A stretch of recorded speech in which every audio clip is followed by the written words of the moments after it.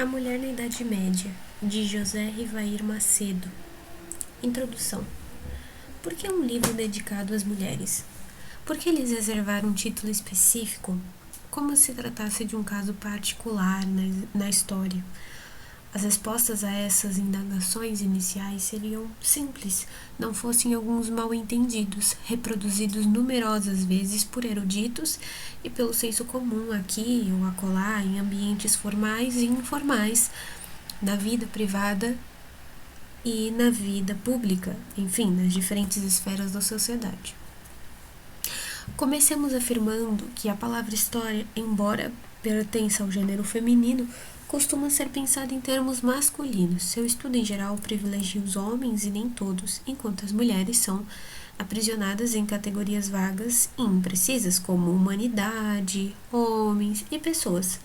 Em outras palavras, permanecem muitas vezes no segundo plano da narração, à sombra do passado. Lançar luz à história das mulheres equivale a reconhecer a importância e o papel de metade da sociedade, e se conformar com generalizações abusivas a buscar as singularidades e diferenças. Assim, caberia também reivindicar uma história dos homens, não dos homens como categoria universal, mas como grupo portador de características distintas em relação às mulheres, com comportamentos, códigos partilhados e formas próprias de agir na sociedade. Evitamos nesta obra o uso da palavra mulher no singular, preferindo o plural, pois a ideia generalizadora revelada na primeira expressão tende a rotular e qualificar de forma homogânea um grupo tão rico e diversificado como o feminino. As mulheres distinguiam-se entre si pela posição que ocupavam na sociedade medieval, pela atividade que desempenhavam, pela faixa etária, pela instrução, por suas opções e ideias de vida. Não obstante, sofriam restrições parecidas, embora não idênticas, da parte de seus congêneres masculinos. Na Idade Média, como em outros períodos, a sociedade definiu os papéis e os lugares reservados aos sexos. Era, no entanto, dirigida e controlada por homens, cujos valores oscilavam entre os princípios éticos cristãos e o ideal de guerra, ambos restritivos ao sexo feminino, como veremos nas páginas seguintes. A definição dos papéis e dos lugares de suas metades encontra-se expressa nos próprios símbolos que as designavam. O homem, a espada; a mulher, a roca. Ao homem, um símbolo de força, virilidade e violência; a mulher, um símbolo do trabalho doméstico, consubstanciado na imagem de um instrumento para afiar tecidos; ao homem, o símbolo de uma atividade realizada nos campos de batalha; às mulheres, o símbolo de uma tarefa realizada na vida privada. Trata-se evidentemente de um estereótipo, de uma ideia desmentida pela realidade histórica, mas, como se sabe, por vezes os preconceitos nutrem-se de ideias comuns, como aquela reproduzida ainda hoje, que afirma: desde que o mundo é mundo, as coisas são assim. Para romper com a carga de preconceito que se apresenta diante de qualquer um que se dedique a retratar a história das mulheres no Ocidente medieval, num período circunscrito entre os séculos V e XV dos atuais países da Europa Ocidental, é preciso de antemão considerar que boa parte das informações foi fornecida por homens e que a imagem obtida revela-nos um olhar masculino, nem um pouco neutro. Além disso, boa parte do que foi escrito deve ser religiosos inspirados por princípios éticos impregnados pela ideia da culpa e do pecado que associavam o sexo e a sexualidade ao demônio e a mulher ao instrumento demoníaco. Não é possível entender a história das mulheres sem avaliar o peso daquele olhar que estabeleceu modelos ideais de mulher e regras de comportamento a serem seguidas. Porém, existem textos em que elas falam de si mesmas, na primeira pessoa, o que nos permite estabelecer contrapontos. Indo além, é preciso verificar a maneira como as mulheres eram tratadas no interior da família. Procurar saber que tipo de atividade realizavam, a que grupos pertenciam, enfim. Buscar saber tanto quanto possível do espaço que de fato ocupavam naquela sociedade. Ao retratarmos tais aspectos, esperamos contribuir para o esclarecimento de temas que, embora localizados no recuado período da Idade Média, permanecem sempre atuais, permitindo-nos pensar o presente. Com efeito, na história dos povos do Ocidente medieval, as mulheres atuaram com maior ou menor intensidade em diferentes instâncias.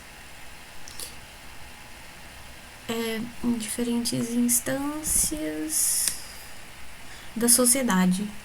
Suas experiências podem indicar pontos de comparação para reflexão sobre o feminino na sociedade atual.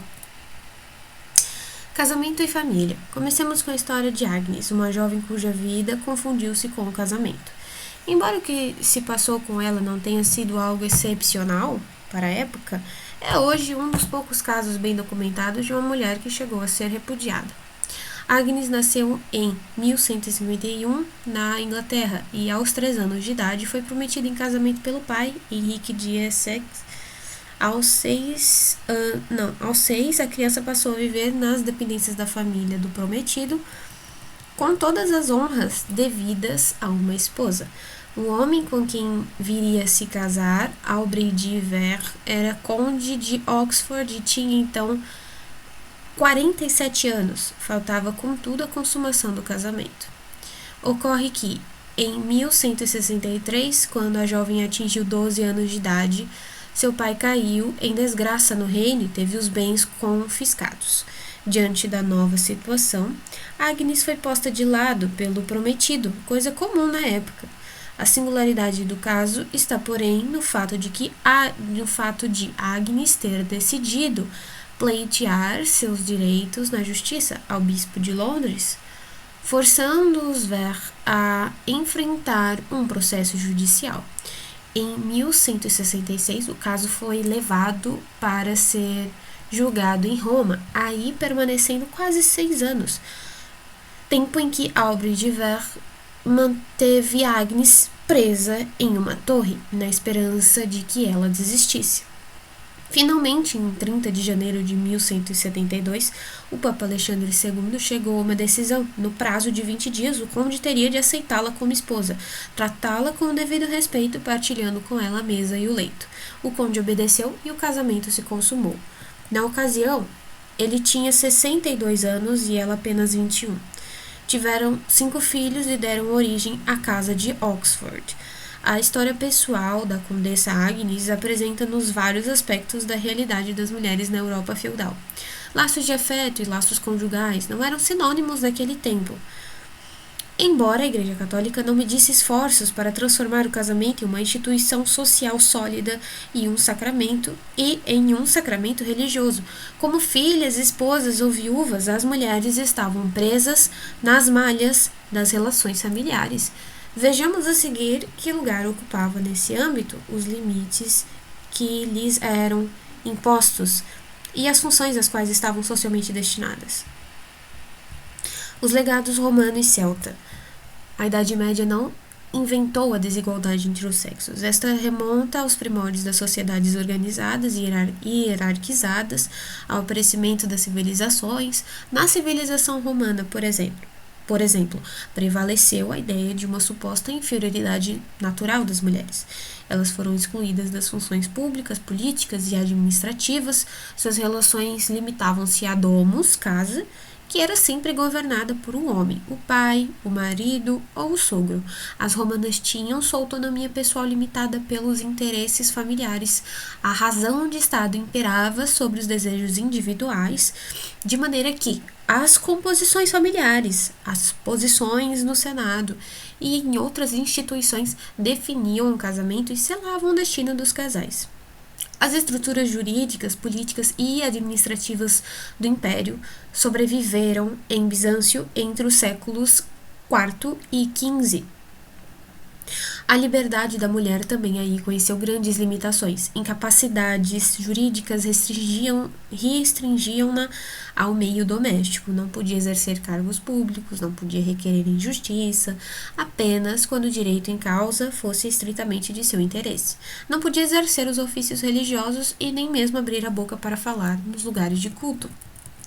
Tais limitações não eram incomuns com relação a outros povos, mas houve exceções. Entre os eslavos, por exemplo, até mesmo o século X, até pelo menos o século X, as mulheres conheceram melhor situação. Ao que tudo indica, quando solteiras gozavam de certa independência em relação ao poder paterno. Ao menos nas famílias poderosas, as moças tinham liberdade na escolha do parceiro ou esposo. Casadas, dividiam com o marido as responsabilidades da relação conjugal. Como os maridos, se estivessem insatisfeitas, podiam desfazer a aliança. Esses costumes persistiram nas partes orientais da Europa, na Polônia, Boêmia, Hungria e Rússia, até quando lá chegaram missionários cristãos ou bizantinos. Depois do século X, o estatuto jurídico das eslavas passou também a sofrer restrições. Aí uma pequena imagem e do lado uma nota escrito: devido às limitações jurídicas e sociais, uma das poucas mulheres que conseguiram transpor as barreiras impostas ao sexo feminino foi Teodora, esposa de Justiniano, que teve influência enorme em Constantinopla. No mosaico do século VI pode-se ver as damas de seu séquito, na Basílica de São Vital, em Ravenna. Continuando, na Europa Ocidental, apenas entre os celtas, povos habitantes da antiga Gália, nos territórios dos atuais países da França, Bélgica e Holanda, elas gozaram de considerável independência. Do ponto de vista jurídico, havia equiparação entre os dois sexos, uma relação mais equilibrada e, em alguns casos, algumas vantagens para o sexo feminino. As solteiras tinham liberdade na escolha do parceiro e conservavam direitos importantes após o casamento, embora fossem representantes da família nas assembleias coletivas do grupo. Os homens não eram considerados superiores às mulheres nas relações conjugais. Na realidade, o grau de independência da esposa dependia do grupo social de que se originava e da riqueza que possuía, já que podia controlar diretamente a herança paterna. Às esposas era também permitido solicitar a qualquer momento a ruptura da relação matrimonial. As leis irlandesas, vigentes ainda na Alta Idade Média, previam 3 casos distintos na relação conjugal, quando a esposa Setmunter provinha de família tão abastada quanto a do marido, vivia em completa igualdade com o companheiro, tendo liberdade para tomar decisões. Quando a proveniência social da mulher era inferior, seus direitos eram bastante reduzidos. Se sua fortuna fosse, porém, superior, era ela, sem contestação, a chefe da família, eliminando quase toda a autoridade do marido. Nesse caso, ele era chamado de Ferfognama, quer dizer homem de serviço, ainda Ferfoban Tinkur, ou seja, homem dominado por mulher. A família germânica. Quanto aos povos germânicos que viriam a dar origem aos reinos bárbaros da Idade Média, pouco se sabe hoje a respeito de sua constituição social original e da situação das mulheres em particular. A melhor referência documental é a Germânia, obra célebre de Tácito, conhecido historiador romano do final do século I d.C., ao escrever sobre os povos bárbaros do norte da Europa. Tácito pretendia oferecer a seus leitores um modelo de vida social pura e virtuosa que contrastasse com a corrupção moral vigente na Roma de então, na Roma de então, e por ele desaprovada. Isto se pode perceber inclusive na descrição que fez das germanas, elogiadas por sua austeridade e força moral. Por isso, por sua vitalidade até mesmo nas guerras, por seu companheirismo e por sua submissão aos homens, segundo Tácito, elas acompanhavam seus homens em todas as atividades, associando-se a eles nos perigos e nos trabalhos, na paz e na guerra. Viviam protegidas pela virtude, não eram corrompidas nem seduzidas por espetáculos e festas, como acontecia em Roma.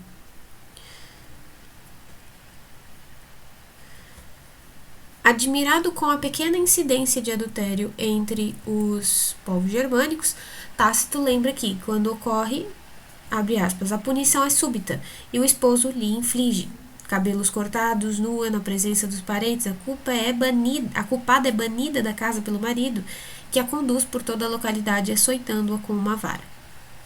Fecha aspas.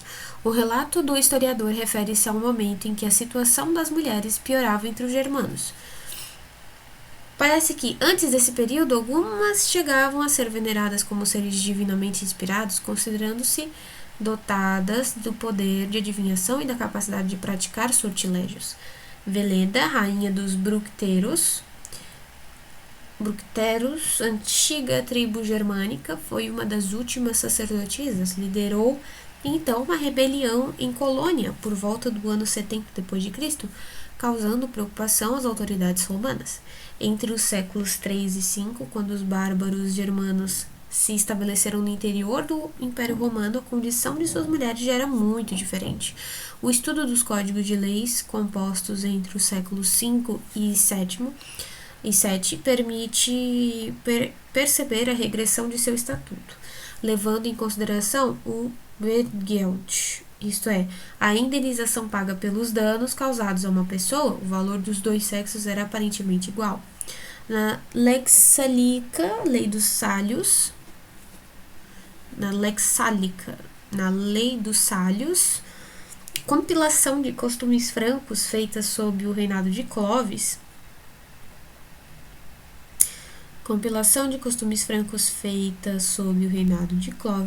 entre 507 e 511, a indenização pela morte de um homem ou de uma mulher livre correspondia a 200 soldos. Se a vítima do sexo feminino estivesse na idade de ter filhos, passava a ser de 600 soldos, e se estivesse grávida, de 800 soldos. Na realidade, o aumento do valor era proporcional à capacidade de gerar filhos. Em última instância, eram os filhos, a descendência, e não as mulheres em si mesmas as responsáveis pelo valor de seu Wertgeld. Tanto na Lex Sálica quanto noutras compilações bárbaras, as mulheres aparecem sob o mundil do pai, do marido, ou, na falta destes, do parente homem mais próximo. Mundium, termo de origem germânica, designava o poder, a autoridade e a proteção exercidos pelos chefes de família. Elas não dispunham, portanto, de personalidade jurídica. Se fossem vítimas de um crime, era a família que deveria ser indenizada. Sendo acusadas, a família deveria responder por seus atos. Quando dispunham de bens consideráveis, não podiam administrá-los. Ao contrair matrimônio, recebiam um dote do marido.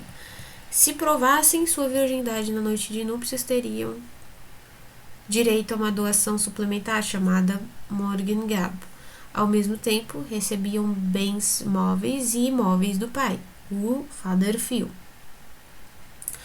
Tinham a propriedade, mas nunca a posse, que sempre passava ao marido.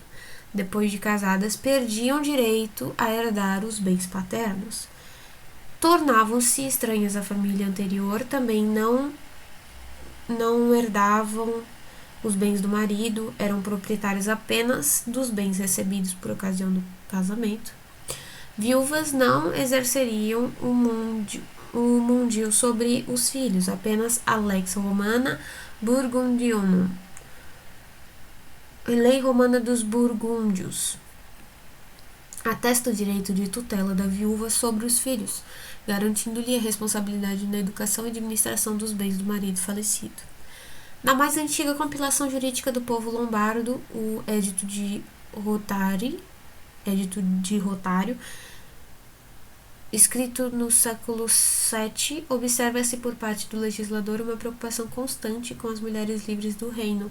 Esse código de leis contém 388 dispositivos legais, dos quais 63, aproximadamente 20%, relacionam-se direta ou indiretamente a elas. A maior parte deles prevê a regulamentação dos direitos na realização do casamento.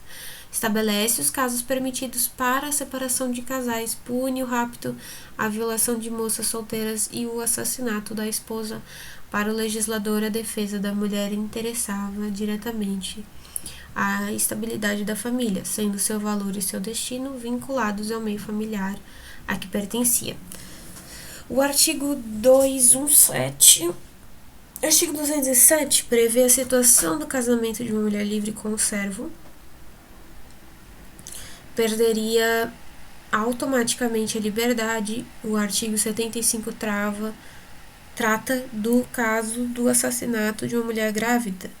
O culpado deveria indenizar a família com um valor proporcional à nobreza da vítima, mas a metade desse valor por causa da criança morta no útero materno. Nos dois casos, a ação cometida ou sofrida prometia a constituição familiar. O objetivo da lei era minimizar quaisquer ações que pudessem trazer instabilidade à instituição governada pelos homens. O artigo 204 é bastante claro a este respeito. Abre aspas, a nenhuma mulher livre, habitante do nosso reino e governada pela lei dos lombardos, seja permitido viver de acordo com a sua vontade, como selmundia, mas que permaneça sob o poder de um homem ou do rei, não poderá vender ou dar nenhum dos seus bens móveis ou imóveis sem autorização daquele que detém o seu mundio. Fecha aspas.